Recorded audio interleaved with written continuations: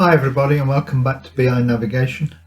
In this video we're going to talk about publishing accounting information to third parties. Plainly, all managers of an organisation would be given a Power BI license and they could access what they needed via the Power BI app, and this is a demonstration of that.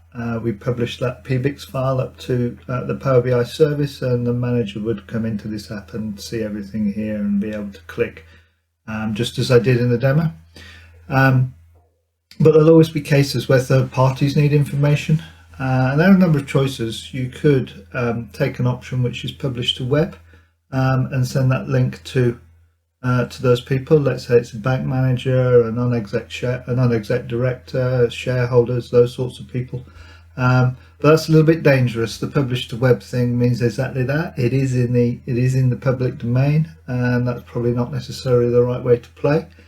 The other alternatives are to use Power BI's Analyze in Excel function or paginated reports to create the necessary PDFs that you'd send to those people, to those consumers. So let's have a look how that happens. In our model, we have a table which generates all the information we need to produce a set of accounts. And we can see all the different information here for everything we need, all going along. And note that we've got formatting here as well.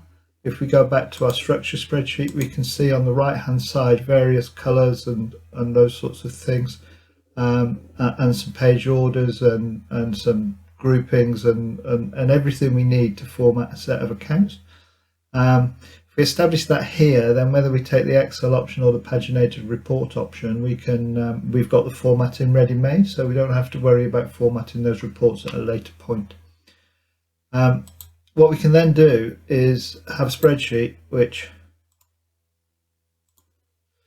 brings that information in. So this is using Analyze in Excel. This would refresh the table that I've just shown you from the Power BI service, and then we can very quickly produce a set of accounts that are nicely formatted. We can pick our site, for example, and everything refreshes really quickly. And we have what we need. Standard Excel stuff to produce PDFs out of here is fine. In my previous organisation, I gave current period, year to date, and a rolling 12 months to third parties. That seemed to work, and internally we consumed side-by-side analysis as well. So both of those options are there. And it does that armed with the line numbers that we've seen before, and picks up the detail that it needs and works out the number with a bit of sum ifs running down this table. All fairly straightforward. The template here is pre-formatted, so there's some conditional formatting behind here, which will work through everything we need to pick up the formatting that we've set up for the Power BI display. That all is fine. The only problem with the Excel one is that when we create a new line or we have an amendment on the report format, then we need to come in here and make those changes, and that can be a little bit fiddly. It works, and if your structure doesn't change very often, your page structure doesn't change very often, it's not a biggie. But it is a bit fiddly. So that, for anybody with the Pro license, would be a way forward. That's absolutely fine. If you have a premium license or a premium per user license, then paginated reports might be the way to go. So I'll go and I will demonstrate that one now. So when we publish the app, we also publish some paginated report files, which can then be run from here. Just bear with me while that loads. Plainly, it's Monday morning or Tuesday morning, and the internet's a little bit busy. We can see we've got options here for round thousands, month and year, the various business units we've got.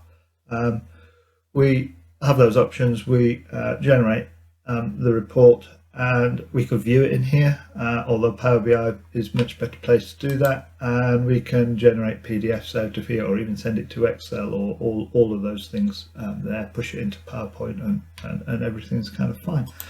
So there are some options to generate the thing to third parties.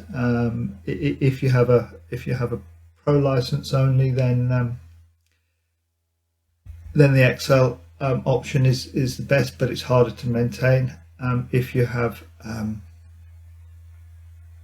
a premium per user license, then there are more options available to you. Depends how complex your organization is. I hope this video has been helpful, and I look forward to seeing you soon. Thank you. Bye bye.